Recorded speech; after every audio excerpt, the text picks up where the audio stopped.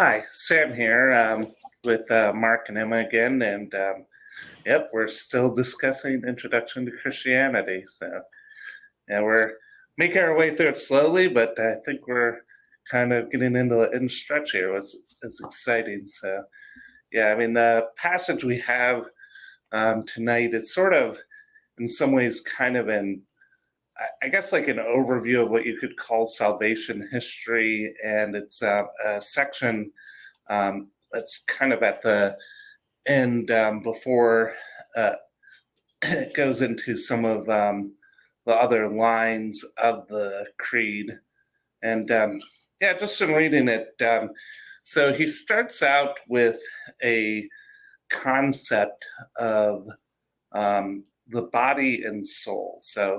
And it's so the question he's sort of dealing with tonight is what does it mean to be a Christian, or what does it mean also by extension for there to be a Christian community? And one of the things to think about is, well, so the first thing is that there's the body. So the body in Ratzinger's writing is a concept of separation.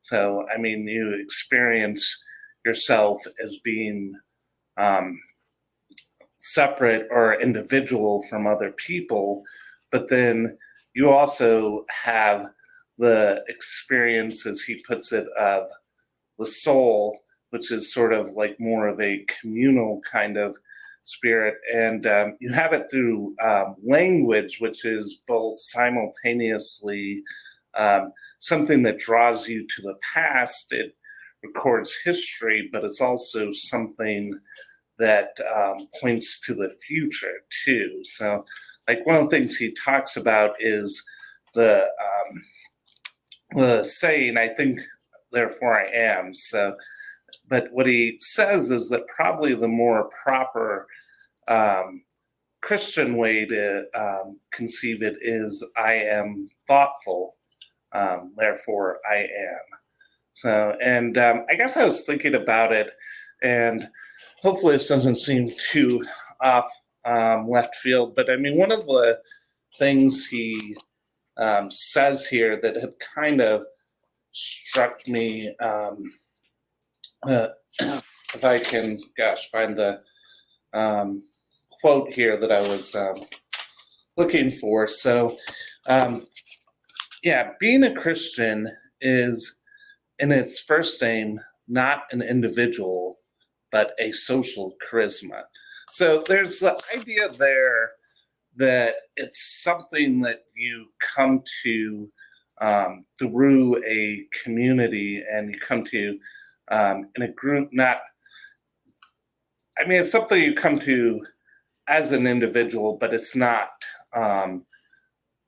through your own self knowledge. I was thinking about that. I was thinking, I guess for the two of you, what is an example you could maybe think of a time when you were brought into community, or like a vivid image of community that came into your mind? Because I know I had a few when I was thinking of this passage here. How about you, Emma? Go first. I don't know. Like Christian community? Or Yeah, I mean, I guess if it's another kind of community that you thought of, I mean, you could go with that too. But I mean, yeah, I had the idea of Christian community. okay. But really, I guess the passage isn't, at least at the beginning, it's not even necessarily specifically about Christian community per se, as much as it is the idea of who people are in relationship to community. Right. Hopefully that's not too sort of much word being salad. drawn- I'm just trying, like, I want to answer your question well, so I'm trying to get at exactly like what you're looking for. I don't know. I've really been, I mean, the concept of community is like so weird and difficult these days for a lot of people. And it's really in the past couple years that I've really both felt like I'm a part of a community, especially with our church, and therefore felt a responsibility to help like build it up. But I don't know if I have like one concrete moment like you're looking for. It's been kind of a gradual development. I guess, did you always feel that way, or do you think that's something that changed at some point for you? I think it's something that's changed in the past couple years as I've started like engaging with the world as an adult on my own more. Because like college, it's kind of easy to feel like you're part of a community because everyone is just on top of each other anyway. After you're out of college, you have to be much more intentional about it. And after a couple years, I really realized that I was like something was lacking from not having that. And so I started to seek it out more. And I've been able to find it since then. Yeah, for me, a couple things kind of flashed through my head. Helping cook the first dinner that I did as a member of the Knights of Columbus was a big one. And seeing all the behind the scenes stuff, how we came together, how a lot of it, people who sit down for their dinner don't realize how bad we almost screwed up everything. Classic Knights of Columbus screws up. But that was kind of like my first like inkling that I was going to be part of something, and contribute to it as a member, as opposed to just passively receiving.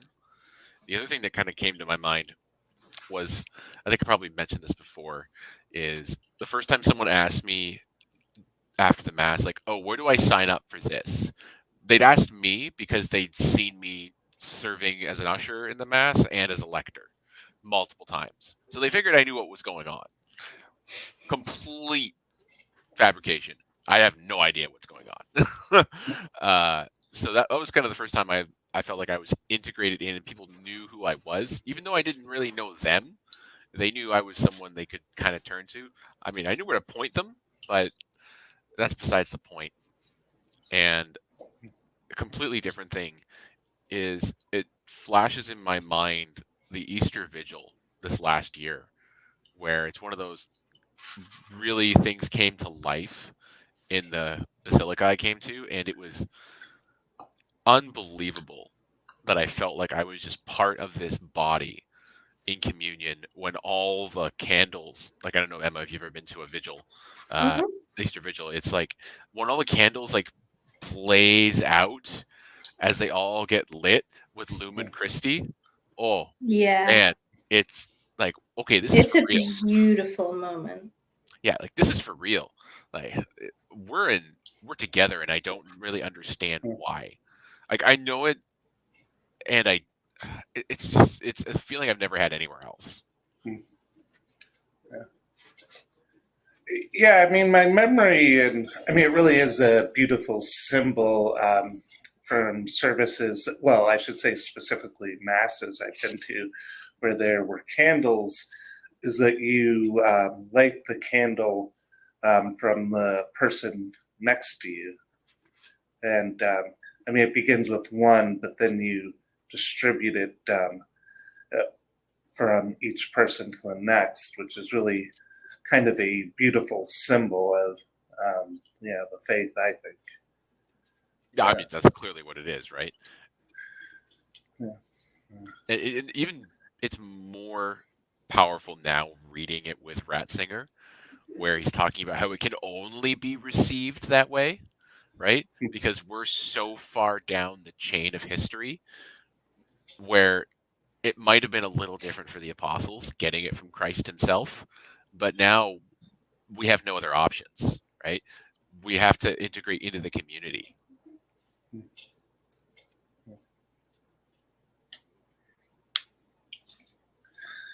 Yeah, I feel like maybe I hadn't worded that question as well as I could have, which I guess what I was thinking of is when there were, I guess, times or how maybe I had received um, the idea of Christ, and I one of the things I thought of was the community where it actually wasn't where my grandfather was raised, but it was where a lot of his family had moved to. It's this tiny town in Missouri, and I think there's like 200 people and four churches, I believe. All four of 200 them people, are, 4 churches. yeah, I think all four of them are actually fairly big structures too. And yeah, and like there's just like, I don't know, probably at least like 20 dogs will wander around this little town. But I think of being there and like just it, singing hymns with my aunt and my grandparents, and it's just in some ways it's not even the most inviting thing, but I mean um, you would never say that it was something that was done as part of a show or a display. And I think of singing a song like I don't know how great thou art, or maybe closer, my God, to thee. And I mean, I think there was a piano in our house, but I don't think the piano was even being played. It was usually a cappella, and I guess there's something about that because I mean, it wasn't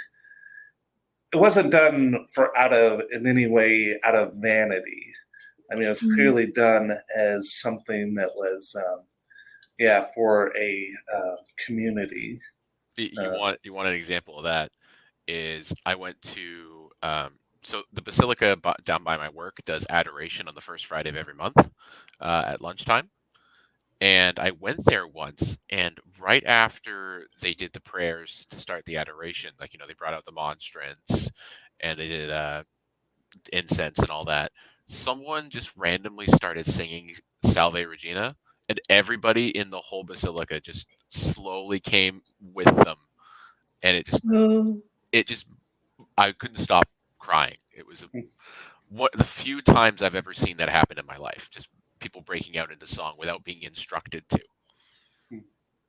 yeah, yeah. So uh, I guess. Well, I mean, I had some thoughts, but I mean, what were things that stuck out in the passage as we read today to either of you? So, I mean, I feel like I've Oh, been plenty. speaking enough so Yeah. far. So, I mean, there was the one that came down to me. I think it was we're all connected through the Eucharist. His discussion that we all partake of the same sacrament over and over and over again through history. And I know that was really big for me coming into the church, was that idea that even if things changed, that remained the same because it was a touch point in history. It was that like the positivism, but it's also eternal because it can't be moved and it ripples out through time. And every time I partake of the Eucharist, I've touched the same moment in time that everybody in my family has ever done. And with small breaks in it, I suppose, but it feels like coming home in a way that I can't really state. And when he was talking about it, that Christ went up to heaven so he could be with us all over the place, right? He may not be locally present, as the term goes, but he is really present. yeah, And that I definitely had to stop and, kind of ruminate on that for a bit when I came across it. yeah, yeah. The seed or the grain that gives its body to the earth. Mm-hmm. Yeah. I guess this is more of a question than a talking point, but I feel like the section is divided into these 6 points, right? And number 2, the principle of 4, was one that I feel like I just had a very difficult time sort of sorting through. I think it was hard. Like I understand the point he kind of makes, where the Christian is for, right? Because God is for in his being. But that's about as far as I got in terms of trying to unravel that, and that our idea is to be completely outpouring. I did find it interesting that he contrasted it with Marxism, in that Marxism is kind of like a counterfeit for, right? It's talking about we're for, but we're against them. And by being for, we're for ourselves, even though, and we're like a faceless crowd for something, where Christ is the one with a face against the faceless crowd, but not against them, but for them, despite their antagonisms. Yeah, I guess I thought of it as tied to the section about Adam that was closer to the end of the reading, where, I mean, the idea was Adam said, I want to be like God. And the fault wasn't necessarily looking to be like God, but it was in the idea that God was in some way independent or removed from community or from other people, right? So, but the contrast is Christ, I mean, on the cross with his arms open. So, and which Ratzinger talks about as being kind of like a symbol of, well, welcoming, but also a symbol of prayer too. I mean, you think of, I guess, one of the things I remember when I was a little bit older and I had been around a few different kinds of Christian communities, as you talk about having your arms open, and it's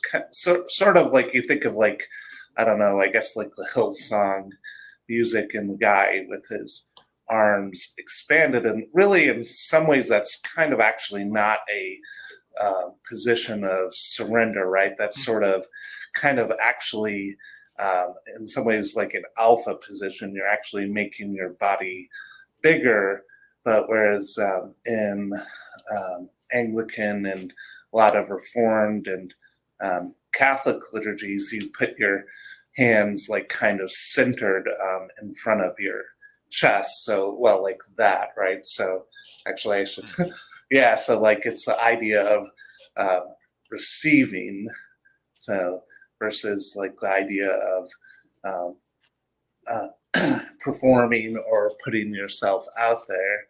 And I mean, not that I think raising your hand like straight up in the air is necessarily a bad thing. It probably doesn't happen too much at mass. Actually, I've been to one mass where I think that probably happened, but so Emma probably could guess where that is, but that's another tangent. No, more charismatic churches do it more often. I'm sorry, the way you said that just reminded me of the T-posing to assert dominance meme. So that was all I could think about. Yeah, the classic glitch. Oh, it's good. Yeah, what were you talking about, Sam? I had written down, when Adam sought to be like God, the very train of thought was faulty. He became for himself and not for others. Because I definitely had to stop there. And it's not, I know Ratzinger is quoting somebody else, but it definitely made you stop and think. Because that's definitely, it kind of ties that the Christian is for, and really emphasizes that otherness, that if God is love and he's always for in his very being, what does that even mean? Can I conceive of that? I can conceive of someone who's fully selfish. That's pretty easy to do. I get that, right? Conceiving of someone who's living who is for with no caveats, that is very alien. It is. It's really hard to think about. It's kind of scary too. Yeah. And I mean, I guess it's one of those things too, where since it's kind of, even if you're saying this is what I want to do. There's a way in which it's it can be a bit of a trap, because I mean, how do you, I guess, how do you excel at being humble, right? Yeah, Ratzinger, when he talked about the Sermon on the Mount, and one of the phrases that I liked here, I'll just go ahead and read it, is he's talking about sort of the idea of righteousness, and then how, but there's a way in which we're sort of all condemned by the fact that even if we don't, even if you haven't committed adultery, right, you've lusted after someone else, or even if you haven't murdered, I mean, you still have experienced anger. So, and the phrase he had that was underlined is, the beautiful black and white into which one is accustomed to divide men changes into the gray of a universal twilight. Yeah, I think I wrote that down as well. We all stand in the twilight, I think, is where I put down. Because it's true. Like, we know what the dark looks like, but we find that the light we see people like kind of poking in it, but even then I can imagine them having flashes of anger or something connecting them to self-interest, even if it's fleeting and prideful, where eliminating that completely is we can never be the sun, right? We can only seek to stand in it. Yeah. Oh, here it is. We all stand in the moral twilight, none of us capable of reaching the light, but very capable of going to the night. It's super, super true.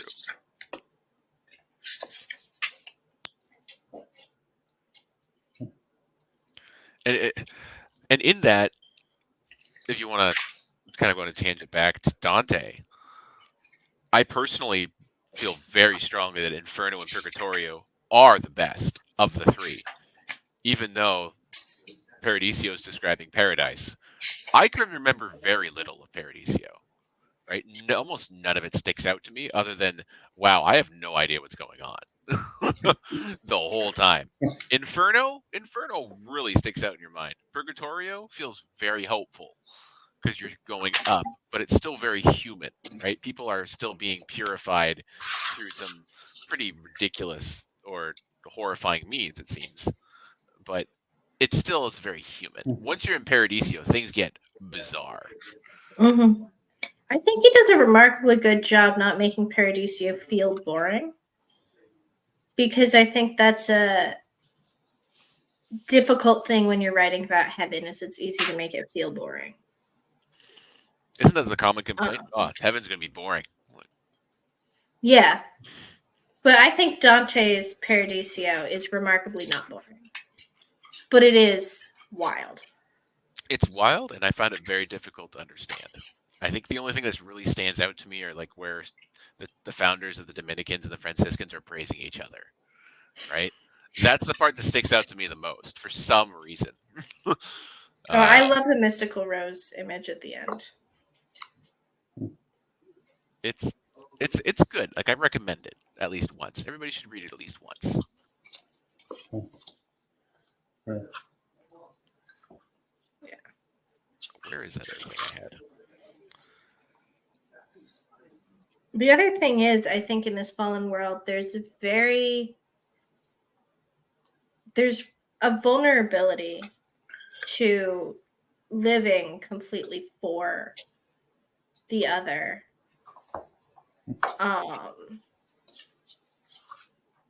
That, like, I don't know, it's not necessarily that hard to see, and that I think holds a lot of people back from doing it as much, because, you know, if you're living completely for others, then they can take advantage of you.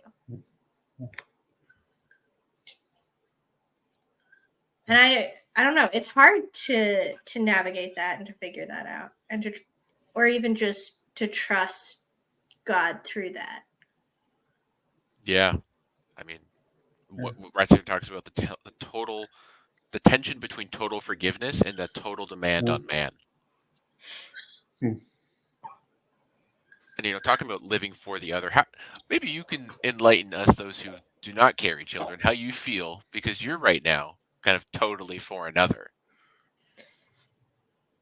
Yeah, I mean, Do you feel more purpose? Sorry. it's scary though. Yes, I get it. Like, Yeah.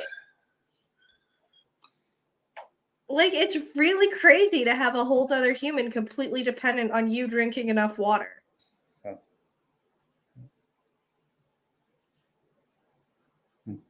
Yeah, and he can give you nothing. Yeah. It's completely on you. Yeah, all he can give me is discovering my ribs during the homily at Mass this week. Kick. Yeah. That was fun. Yeah. I definitely feel that sometimes it feels like a struggle, even where I'm in my oldest son just turning 3 in 10 days. Oh, wow. And yeah, it's been 3 years. Some days it feels like, man, I don't know what I'm doing anymore. I just have nothing but anger. This is so hard. Just do what I tell you to do. And what was it today? He grabbed some toy out of some kid's hand, and I said no. Say sorry. He says sorry. And like, you have to ask for it. And of course, like an idiot, he doesn't know what that means. So he just runs up to the kid and goes, ask. We're trying. We'll get there. But it's, I don't know. It really takes you out of yourself. And I find myself being humbled more and more because I've kind of existed on a very different plane. And now I'm being dragged down to where I'm not used to being. Dragged down to earth. I'm doing it for him, and I'm putting it all into him. And it's, I know it's going to feel ridiculous, but sometimes I understand how it makes me marvel that God wants us at all. Because sometimes I'm like, why am I doing this? This is ridiculous. He doesn't have any interest in what I'm trying to get him to do. Like, but I'm going to keep doing it because it's for his benefit, not for mine. Mm-hmm. And he'll appreciate it someday. I hope so. I really hope so. But that maybe that kind of got me really emotional reading this, where I was trying to put it together that the alpha becomes the omega. Where I never really heard it put that way. Like, he is the alpha and the omega. I got that, but not that he was coming from the top to be all the way to the bottom.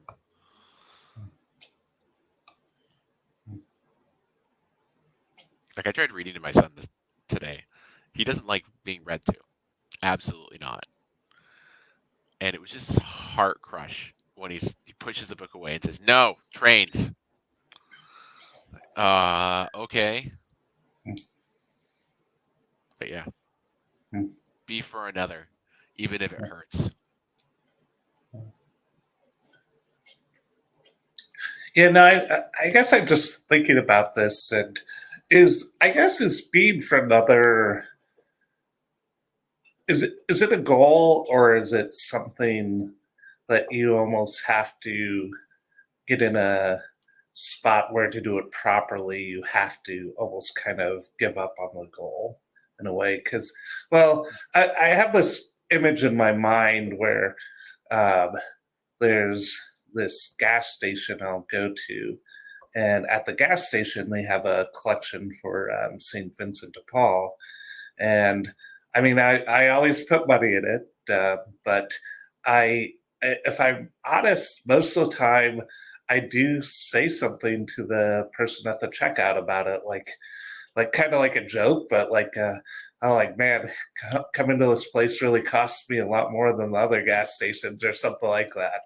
And if I'm being frank, I mean, there is a part of me that wants that recognition, and I mean, wants me to kind of think like, oh yeah, hopefully this person thinks I'm a good person. So, I mean, I guess if you're, I don't know, it's just fine where if you're looking to, I mean, yeah, building humility is maybe it's maybe a hard thing to do, right? I mean, I guess having kids and experiencing the them and how little you can really do to shape them in some ways is probably one way to develop humility. I assume that, yeah, I mean, I think you're already on the first step, right? Like getting married. yeah, Getting married and actually committing to it, as opposed to this is a thing of convenience, yeah, is really humbling when you mm, take seriously, yeah, I need to sacrifice. yeah, I'm not going Yeah. to eat the last slice of pizza. You can have it. yeah, And that becomes your life, where you said, okay, you can always have it. mm, yeah, yeah. Did you always think you were someone who's going to be married, or was that something that was a question for you in your 20s? I don't think, I think most people kind of just, I don't know, maybe they don't. I kind of assumed it would occur at some point. Yeah, Uh, the way that it did, probably not. But I don't know anyone who's actually ended up getting married the way they thought they would. yeah, If you do, congratulations, you're a very, very tiny minority. At least these days, I'm sure people used to get married the way they thought they would. yeah, Yeah. huh, I don't know. I feel like most of the married people around me got married more or less the way they thought they would. Well, there you go. But I come from the Catholic bubble, so it's probably different there. I Hmm. didn't get married the way I thought I would because I always thought I'd marry someone who had always been Catholic. Hmm. If I thought about it at all. And then when we got engaged, Colin didn't even intend to convert, and we were going to do the mixed marriage thing. And then it didn't end up working out that way, but I was fully like planning to. So you were planning like 4-hour Sundays. No, he would either what we'd kind of been planning on is he would come to Catholic church and then sometimes he would go to Anglican church to receive communion.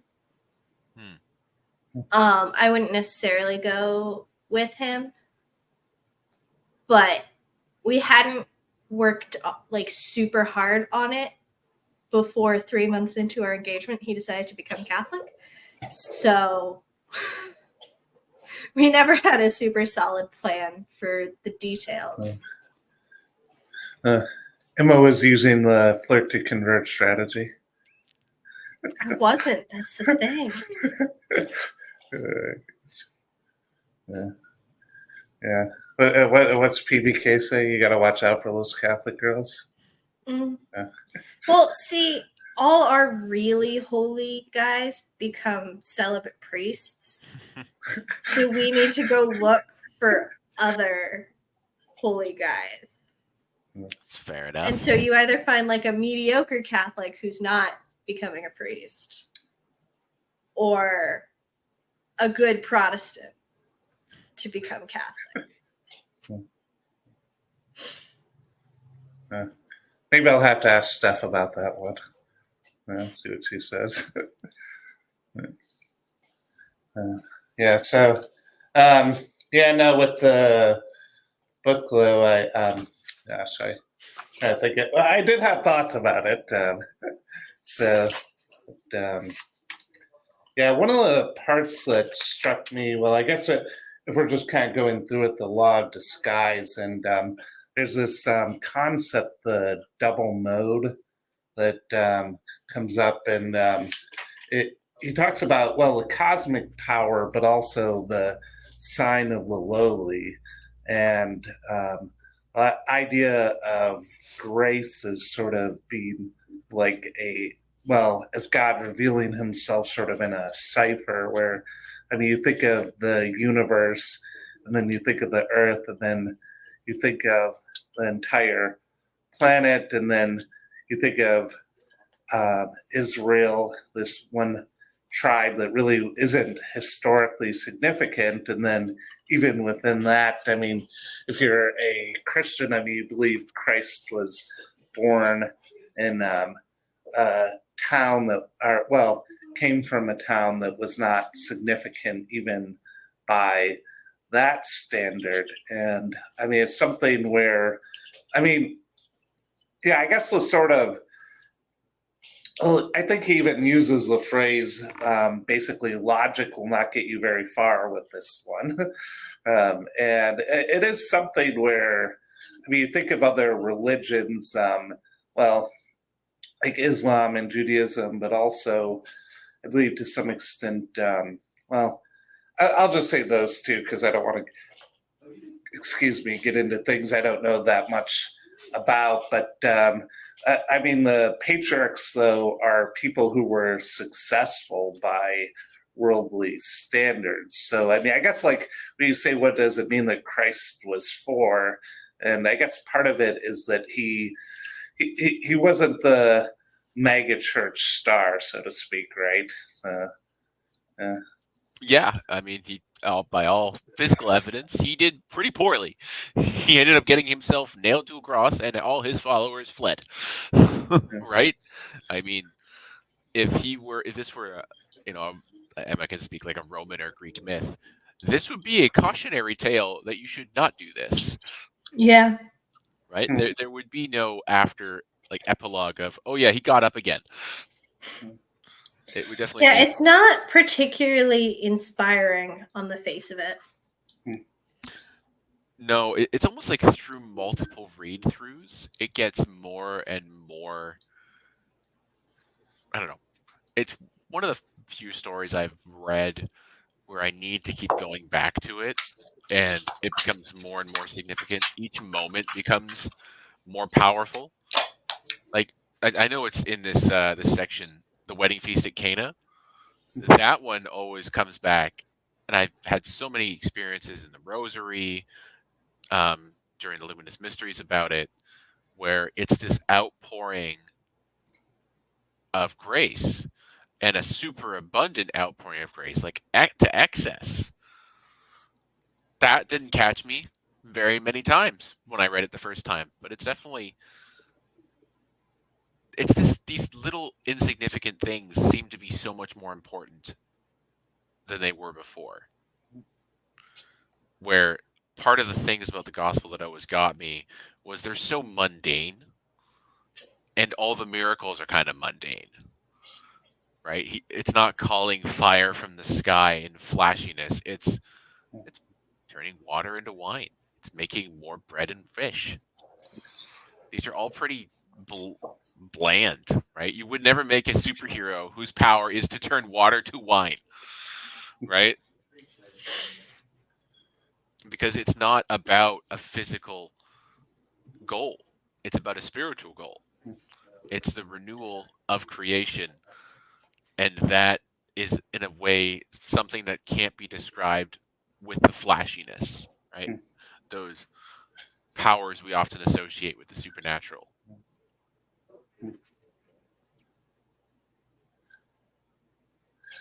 Yeah, I mean, you talk about flashiness, and one of the podcasts that's been on my mind that I listened to more recently was one with Robert Schuller, and I don't know that much about him, but it was one of the White Horse Inn retro things, and one of the things he says in it is they ask him, like, "Hey, why are you not talking about some of these things in the gospel?" And what he says is, well, I have to adapt my message to literally be for millions of people. And I mean, I actually think there's a little more interesting theological discussion than that puts on there. And I might make another video about it. But you think about that though, and yeah, you think of, yeah, like the Crystal Cathedral, and then you think of which I mean, I don't know. I guess I don't want to be too down on that. And I mean, God can be magnified through things that are mighty, but you think of that in contrast to the manger, though. And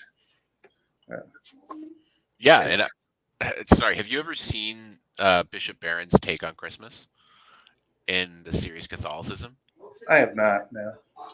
Where I know we've touched on this before, but just you're bringing it back to me, where he goes on that Christmas is the juxtaposition of Caesar Augustus protected by the legions of Rome in the most protected place on earth, with the King of Heaven in a manger where all his hosts are in heaven looking down upon him, but not visible to the rest of the world in that way, where it's the opposite of flashy, like you're saying, but the greater power is there.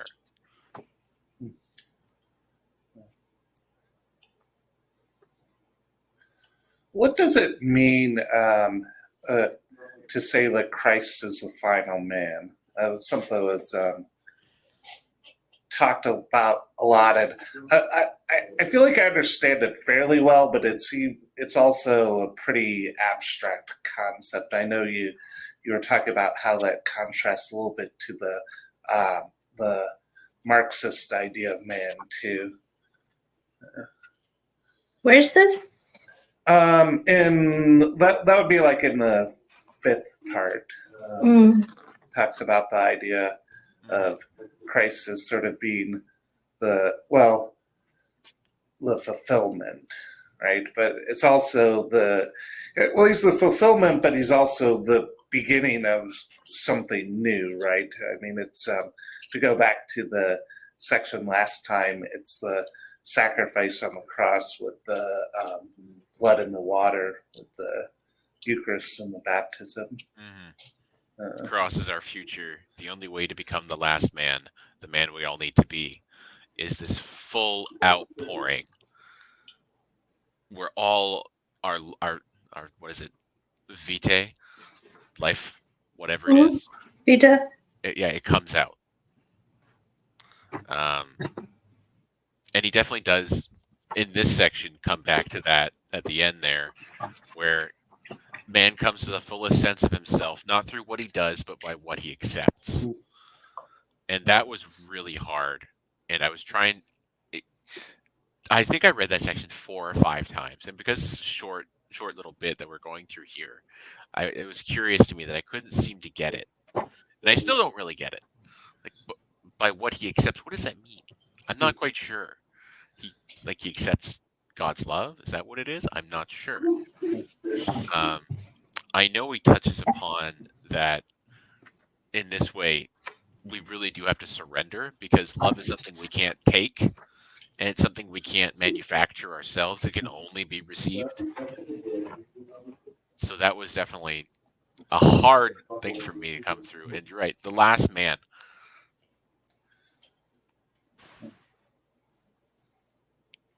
I don't know.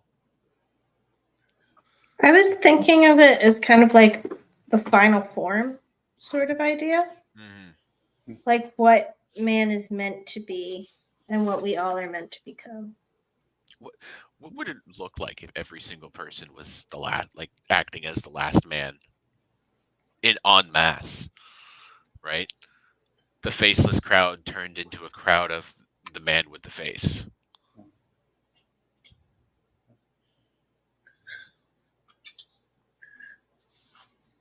I don't know. I don't know what that looks like.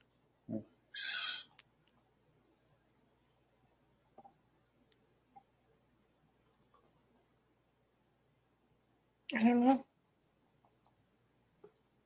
Yeah, one of the phrases that really struck me, and I guess if you're thinking about what does it mean to be the last or the final, maybe in some ways it's, I guess any fair reading of the gospel has to get at the idea that we've circled around on it quite a bit, and the idea that success is not the primary goal necessarily in the sense of like wealth or I don't know, happiness or something like that. One of the things I think of is Kale and oh gosh, the guy from Yale who wrote They Flew Away. His name's blanking on me, but anyways, he. Gosh, I'm gonna have to look it up here. Live Google. Live Google. Yeah, I know. We're Google doing it live. machine. Let's see. Carlos Erie, yes. Yeah, so Carlos Erie, he's talking about how his wife has this assignment, and the prompt in this Bible study that he's giving their children is explain how God wants you to be happy, as it's shown in the Sermon on the Mount. And but he said it's acid humor, but it was pretty funny. He said, well, here's an art project for the kids. Have them make crosses and tell them to put smiley faces on them. It's like, oh man. Oh, happy fault. Oh, happy fault. Yeah, but no, I guess as it relates to the text, so and hopefully that's not too far off. But I think of one of the lines he talks about sort of like materialism or Marxism, and the phrase he uses is circling movement of actualism, which adapts itself to each new now and never discovers finality. So I guess like the idea is if that's the opposite of Christ as the future, it's sort of being trapped by the materialism, right? It's I don't know, looking for the recognition or indulging your pride in some way, or not ultimately being for. Yeah, I think you touched on this before, right? With the difference between the fact and the fact, and then it becomes how to do, and Marxism is how to do. Yeah. And it's Factum, eternally fasciendum. yeah, there you go. It's eternally that, and even its endpoint is, oh yeah, by the end you just get to do what you want. What the hell does that mean? Like, what? It creates. It's an impossible future to do something that I could potentially just do right now on my own, for the most part. Right? What is it, like fishing in the afternoon and then literary criticism at night? I can go do that right now. A lot of the stuff it's going for.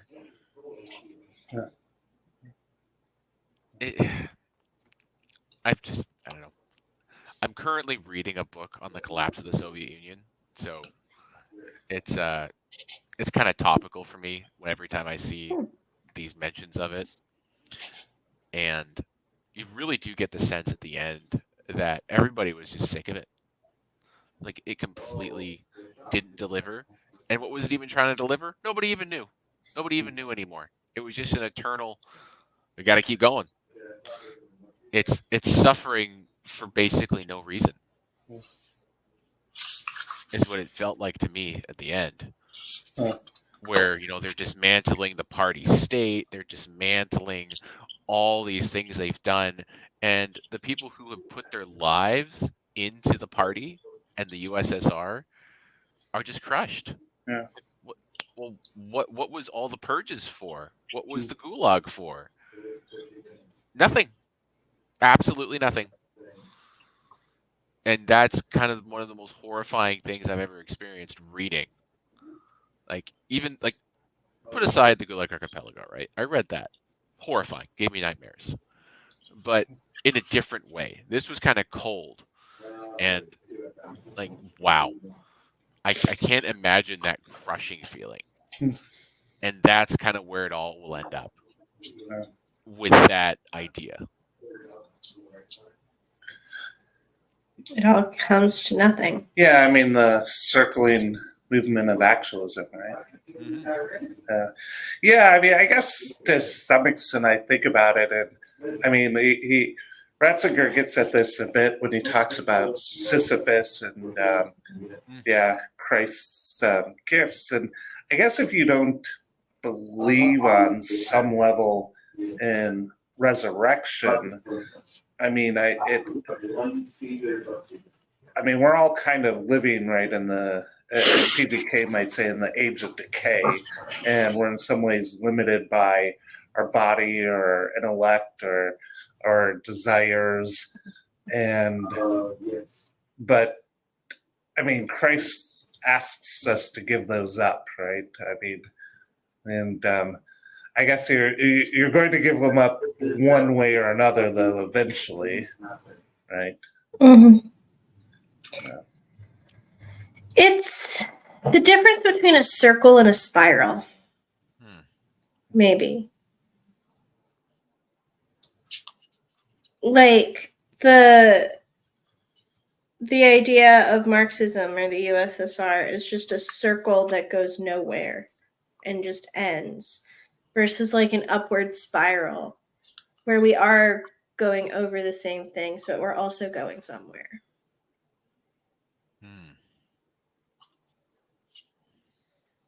And that spirals for almost every single person, right? It's not a it is a collective.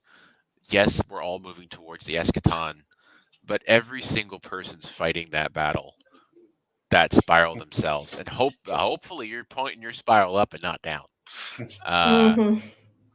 Hopefully you are, because I definitely feel that's I don't know, absolutely epic story I can feel now more in my life, where everything is decisions are weightier. They feel not just expedient, but that have to be weighed, because every move is either towards heaven or hell. And you can feel the crushing weight when you just make one of those decisions like, oh, I don't want to do this today. Do I have to tell the truth? I don't want to. That's bad. That's going to suck. And you don't. And then you realize, I just took a step towards hell, didn't I? Mm-hmm. Yeah. Wow. And that you're right. We're going to lose those feelings one day. But man, right now, I can feel those feelings real strong. Yeah. They feel very real. Yeah, I mean, it's a parable of the great divorce, right? I mean, you're constantly choosing which way am I moving, and I mean, on one hand, hell in the great divorce is a house where a man's alone with his thoughts, and I mean, the thing that you have to do, sort of, in the parable is you have to give up, parts of yourself, or like, for example, I mean, I think one person like he talks to is like a theologian who thinks of heaven as only a metaphor, for example, and I mean, another person. In some ways, like it has very 1950s kind of theme to it, like a mother who, it's kind of almost like a Freudian thing, who kind of smothers her children and can't be functional without them. But but any relationship can be that kind of trap, though. Yeah. I don't know if I've touched on this at some point in any of our previous conversations, but this being totally for and the alienness of it, for me, one of the things in at least Catholic teaching that really kills me, because I still don't like it, is the position of the death penalty. It deeply bothers me that I have to accept it, and I constantly wrestle with it. I have like a deep-seated need to see, vicious justice done, and I know that that's not what I'm being commanded to believe, but I can't. I very much just submit and know that I'm wrong, and I don't know how to change myself. But that teaching in particular is almost one of the things that exemplifies it for me the most of the alienness of what we're doing, because it feels so wrong to not execute child murderers, right? I deeply, deeply want to see them drawn and quartered. And letting go of that is something I'm personally not sure how it's going to happen, other than just doing an abrupt, I just submit and I accept that I'm wrong, but I can't get rid of it. And that's kind of the place I'm currently in. But for me, that's what this brings to mind. Huh.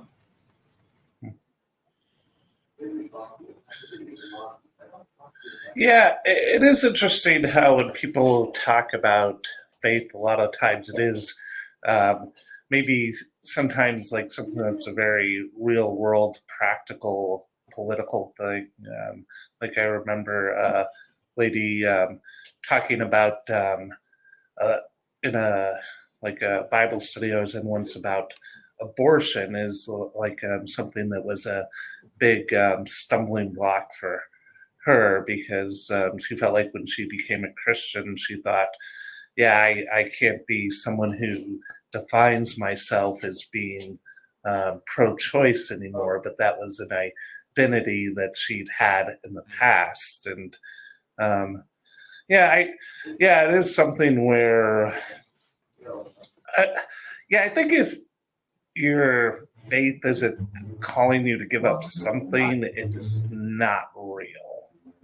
And I mean, I think that something is probably different for almost every person, but I still think Christ is saying, "Follow me," right? I mean, Yeah. The question I've often asked people who have, like, got a new age, or, I'm a neo-pagan, or it's like, you ever get uncomfortable with your beliefs? Like genuinely, I don't know how to reconcile this. I mean, the death penalty thing it didn't end up stopping me. There were other things that did for a very long time, and I won't go into specific positions, where eventually I just had to put down and say, I just want to be with him more than I want those things. And I don't know how else to do it. And that's frequently what I don't see in what we're talking about with the new religions or the new spiritual practices, is they're completely absent any of that growth that you're talking about, Sam. Like, it just doesn't exist.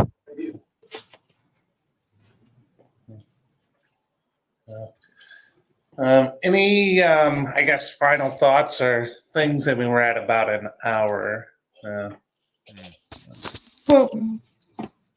I know we didn't touch on the bit that he talks about, like literally right at the beginning. Given the large variety of divisions today in the faith, even describing the basic "what is a Christian" becomes difficult. Yeah. So it's I that was one of his more pithy rhetorical parts. So I mean, let's see. I want to get to it here because I want to make sure I get it right. Oh gosh. Yeah. Oh man, this is exciting YouTube content here. 10 out of 10. 10 out of 10. Yeah, so all this provokes a question. Does God dwell in institutions, events, or words? As the eternal being, does he not make contact with each of us from within? To this, we must first of all simply say yes, and then go on to say that if they were the only if there were only God and a collection of individuals, individuals, Christianity would be unnecessary. So, Oof. yeah. Yeah, I know I stumbled over my words there a little bit. Yeah. So. No, I just mean, like, it's a fun thing for he's saying, and I don't know. It's tough. I mean, Sam's the odd man out here, so maybe he should talk about this one.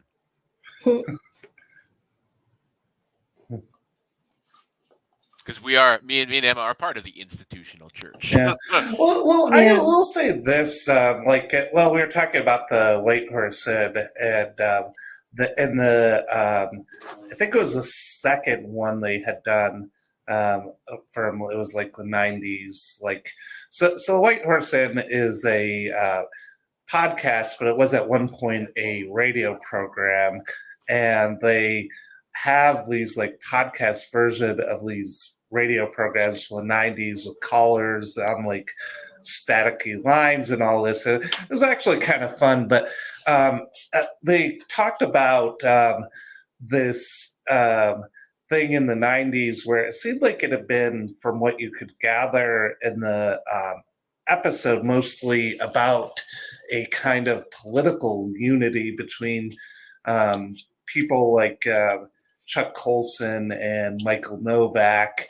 And I guess they had signed this statement about church unity. But what struck me, and I guess the relevant part here, is they have this hour-long discussion or so, and they talk about baptism and communion and a few other things. But the big thing I felt like they didn't talk about was ecclesiology.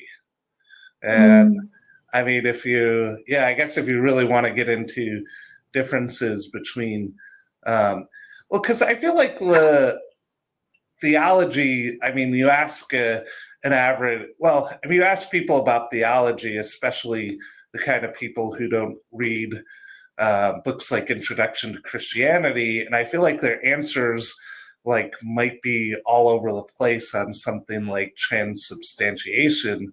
But really, I mean, the question of, ecclesiology, that's really where I feel like the rubber meets the road, so to speak, or, the sort of institutions and, I mean, what it means. And I think you're right. It's probably the one people are able to figure out the most. Yeah. What am I? Yeah. So. What does the sign on the building I go to say? That is what I am. Yeah. Right? And depending on how deep those roots go, maybe you're a CRC man and you've been a CRC man since your first grandpappy bought a dairy. You know? And why am I CRC? Because we are. Right? I guarantee you there's hundreds of millions of Catholics who are Catholic. Why? Because my grandpappy was Catholic.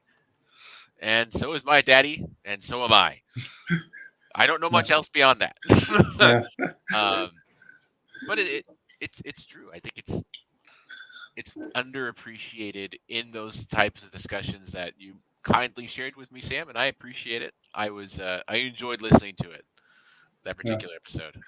Well, I'll say this. I mean, I guess we talk about Introduction to Christianity, and I do think that both of you add a kind of element of lived experience to it that I mean, I have family who's Catholic. I mean, I've been to Mass, but I mean, I'm not a Catholic. So in that sense, I'm one step removed from it. I feel like I read it almost more the way people in the corner read like Vervaeke or Peterson sometimes, and it's purely on an abstract level, whereas I do sense that there's something that both of you have, and well, specifically in reading this text, that is a little bit more embodied, and I do appreciate that perspective a lot, actually. I mean, for me, it's definitely, I feel that it's a nation without borders, right? It's a people without a land because our land is in heaven. And that I feel pretty strongly whenever I'm talking to another Catholic who is pretty devout in their faith. You know, the daily mass goers, as my friend says, the pillars of the earth who hold us up all from going to hell. But that part of it always feels embodied. And as cliche as it is, seeing a church physically there makes a difference, especially when it's impressive, right? Like, I always bring it back to St. Patrick's. It feels out of place in the middle of Ottawa because it's surrounded by glass buildings.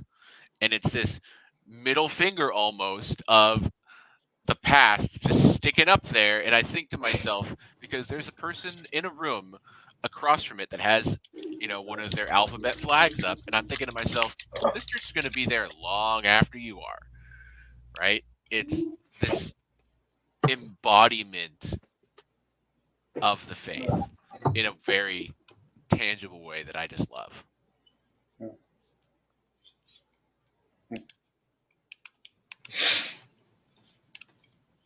And like I don't know about you, Sam, but I hope wherever you are, when you have your kids, you can point to a building and say that's your patrimony, right? And say it without any force or strain. That's what I feel with my kids when they're old enough. I can point to any cathedral that has a bishop in it and say, that's yours. Mm. We're part of that. Even if it looks radically different from the one you're used to, Sagrada Familia, that's yours too. Even the ugly ones? Even the ugly ones. Even the ugly ones. I think that's Andrew's hobby horse more than yours, actually.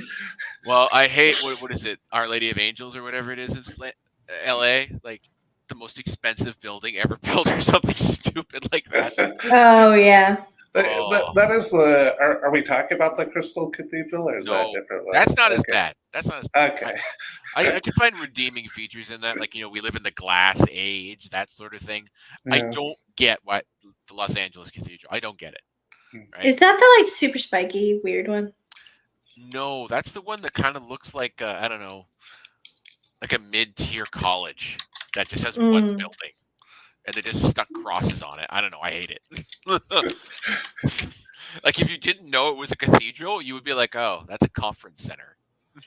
Oh yeah, that has a very kind of southwest, like desert kind of vibe to it. It's very weird. Huh. It's not for me. Maybe I won't tell my kids that's ours. Yeah. I just nope. Yeah. Sometimes families make mistakes. But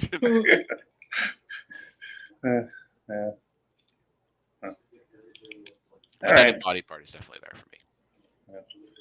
So, well, thanks, for the discussion, and thanks for being with me on this project, and I don't know.